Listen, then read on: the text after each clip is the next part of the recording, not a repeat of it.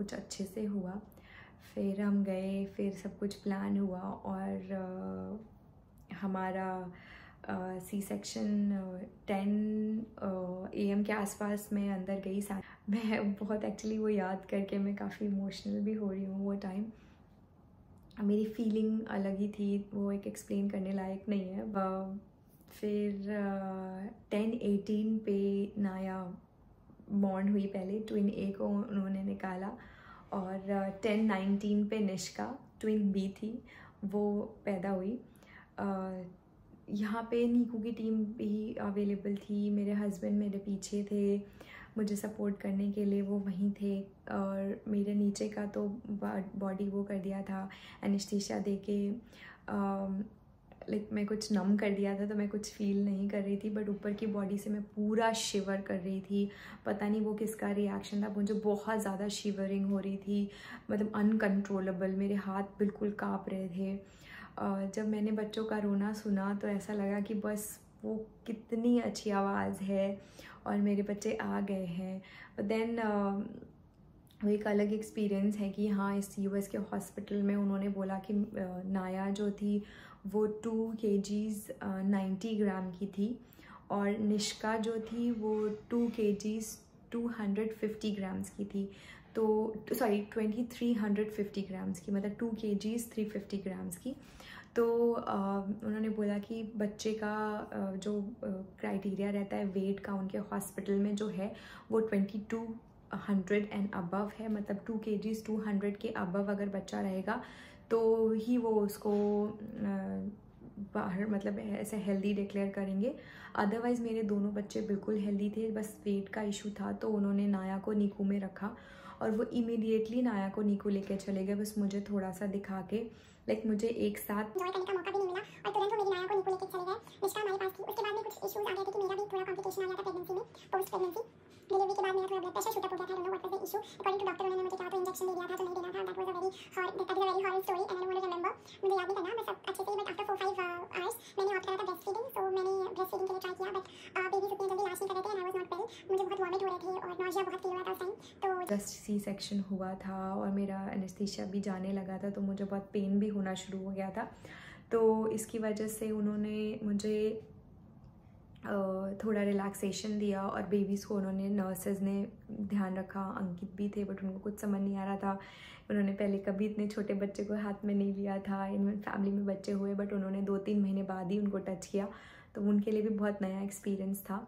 फिर उन्होंने बेबी को लिया और फीड करने की कोशिश की। हमने फार्मूला फिट किया क्योंकि मुझे डायबिटीज़ हुआ था, जेस्टेशनल डायबिटीज़, तो बच्चों को भी ग्लूकोज लेवल यहाँ पे एवरी 3 आवर्स चेक हो रहा था। उसके लिए हमें बच्चों को फीड करना बहुत इम्पॉर्टेंट था टाइम पे।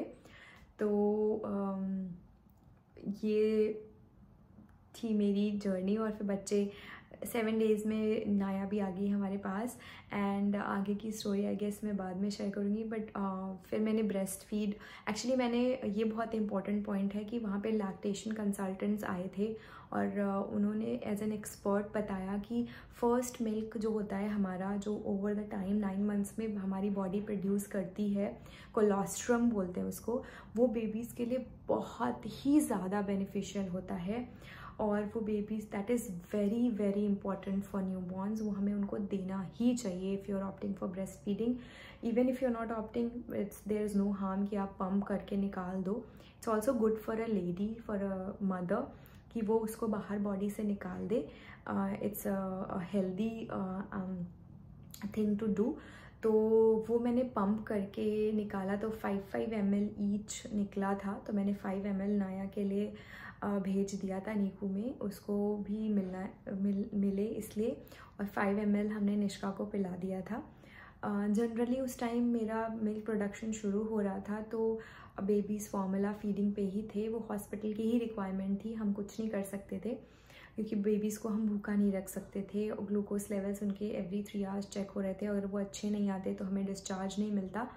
बट 2-3 डेज़ में फिर वो अच्छे आने लगे और फिर आई स्टार्टेड फीडिंग। तो हम ऐसे मैनेज करते थे कि मैं एक ब्रेस्ट से बीबी को फीड नर्स कर देती थी, निष्का जो मेरे पास थी, और नाया के लिए दूसरे से मैं पंप करके भेज देती थी। तो मैं रेगुलरली पंप करके उसको मिल्क भेजती थी ताकि उसको भी मेरा मिल्क मिलता रहे जितना निष्का को मिल रहा है। थोड़ा टफ था मैनेज करना, बट थैंकफुली हमने कर लिया अच्छे से और वो निकल गया। फिर दोनों बच्चों ने अच्छे से वेट गेन करना शुरू कर दिया और हम घर आ गए। ये थी हमारी हैप्पी स्टोरी। बहुत ही एक्साइटिंग थी, बताने में थोड़ा अभी 1.5 साल हो गया है तो थोड़ी मेमोरीज़ भी फेड हो गई हैं, बट बहुत स्पेशल मेमोरीज़ हैं हमारे लाइफ की। इसको एक रीज़न ये भी है शेयर करने का यहाँ पे सबके साथ कि मेरे लिए भी प्रिजर्व रहे, कल को मेरे बच्चे जाने कि उनको क्रिएट करने में कितनी मेहनत लगी है। कुछ चीज़ें जो बहुत मदर्स पूछते हैं out of curiosity, I want to highlight यहाँ पे कि प्रीनेटल योगा मैंने रेगुलरली प्रैक्टिस किया है। मैंने ड्यूरिंग प्रेगनेंसी सनलाइट और ये सब चीज़ों को एब्जॉर्ब में जाने का बहुत ध्यान रखा है कि मैं टाइम टू टाइम सनलाइट में जाते रहूँ। लाइट बहुत इम्पॉर्टेंट थी। बाहर निकलना भी मैंने काफ़ी किया है। मैंने इधर जितना भी पॉसिबल हो सकता था मैं घूमी हूँ आसपास के एरियाज़ में ही, ताकि मतलब घर घर में ही मुझे ऐसा ना फील हो। मैं काफ़ी क्रिएटिव रही हूँ अपनी प्रेगनेंसी में। मैंने अराउंड 21 to 20 kgs मैंने गेन किया था प्रेगनेंसी में, और फिर अराउंड 12 kgs मैंने लूज़ कर दिया था जस्ट आफ्टर डिलीवरी। वो प्लेसेंटा और बेबीज़ का वेट था। मेरा स्टमक लाइक 30 to 31 इंच से 42 to 43 इंच तक स्ट्रेच हुआ था। मैं रेगुलरली एवरी मंथ मेजर करती थी। मैंने अपनी प्रेगनेंसी जर्नल बनाई थी जिसमें मैं अपना वेट गेन किस तरह से हो रहा है, मुझे क्या सिम्टम्स कब फील हो रहे हैं, मेरे मूड स्विंग्स कैसे हो रहे हैं, वो मैंने एक बुक में जर्नल किया था, इसलिए मुझे याद है।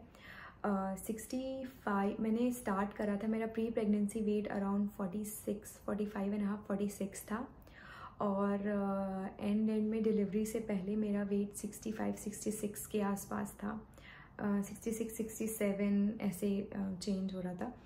तो और दूसरा मेरा भी काफ़ी वेट लूज़ हो गया है। I am back to 45 kgs just in 1.5 year. और मेरा बेली भी अभी 31 इंच हो गया है। काफ़ी लूज़ है बेली मेरा। थोड़े स्ट्रेच मार्क्स भी हैं, ऑब्वियसली होने ही चाहिए। मेरी बॉडी ने इतना ह्यूज मिरेकल जो किया है, मेरे 2 क्यूट से बच्चे उससे ही बने हैं, तो आई डोंट माइंड हैविंग दो स्ट्रेच मार्क्स। बस यही थी मेरी जर्नी। काफ़ी लंबा वीडियो हो गया है ये।